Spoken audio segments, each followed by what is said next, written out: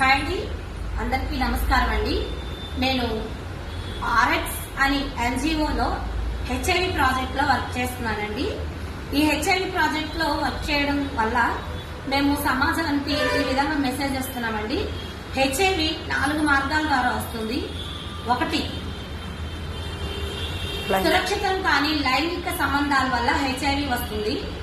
2, కలుషితమైన సూదులు సిరంజిల వల్ల హెచ్ఐవి వస్తుంది. 3, కలుషితమైన రక్త మార్పిడి వల్ల హెచ్ఐవి వస్తుంది. 4, హెచ్ఐవి సోకిన తల్లి నుండి బిడ్డకి హెచ్ఐవి సోకుతుంది.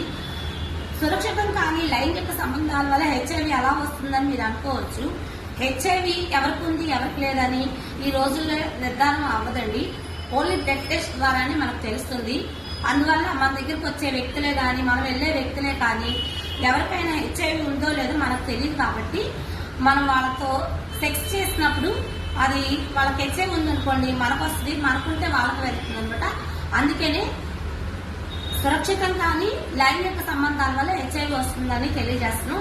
అలాగే కలుషితమైన సూదులు సిరంజిల వల్ల కూడా హెచ్ఐవి వస్తుందంటే అది ఏ విధంగా వస్తుందంటే, హెచ్ఐవి సోకిన వ్యక్తికి ఇంజక్షన్ చేసిన తర్వాత ఆ సూది మామూలుగా ఉన్న వ్యక్తికి ఇంజక్షన్ చేస్తే ఆ సూది ద్వారా ఒక క్రిమి అనేది వచ్చి మామూలుగా ఉన్న వాళ్ళు చేయించుకుంటే ఆ బాడీలోకి వెళ్లి హెచ్ఐవి వచ్చే ప్రమాదం ఉంటుంది. అందువల్ల కలుషితమైన సూదులు సిరంజిలు వల్ల హెచ్ఐవి వస్తుందని చెప్తున్నామండి. అలాగే రక్త మార్పిడి, ఇంతకు ముందు కాలంలో కూడా రక్తాన్ని ఎలా పడతా ఎక్కించుకునేవాళ్ళు. ఇప్పుడు మాత్రం రక్త పరీక్ష అనేది చేసి మాత్రం ఎక్కించుకుంటున్నారు. రక్తంలో హెచ్ఐవి పరీక్ష చేసిన తర్వాత ఎక్కించుకోవాలి. ఎందుకంటే హెచ్ఐవి ఉందనుకోండి, హెచ్ఐవి లేని వ్యక్తికి కూడా హెచ్ఐవి వచ్చే అవకాశం ఉంది. అందుకనే కలుషితమైన రక్త మార్పిడి వల్ల హెచ్ఐవి వస్తుందని చెప్తున్నాం. తల్లి నుండి బిడ్డకి హెచ్ఐవి వస్తుందంటే ప్రెగ్నెన్సీ వచ్చిన తర్వాత ఎవరైనా సరే గర్భిణీ స్త్రీలు 3 నెలలు హెచ్ఐవి పరీక్ష చేయించుకోవాలి.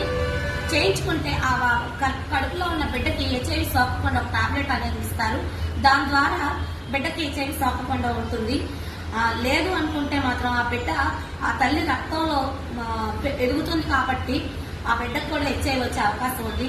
దయచేసి ఈ 4 విషయాలు మీరు గమనించి, ఈ జనరల్ పీపుల్ కోసం కూడా మేము ఇలా చెప్తున్నాము. దయచేసి మీరు అందరూ గమనించాలి.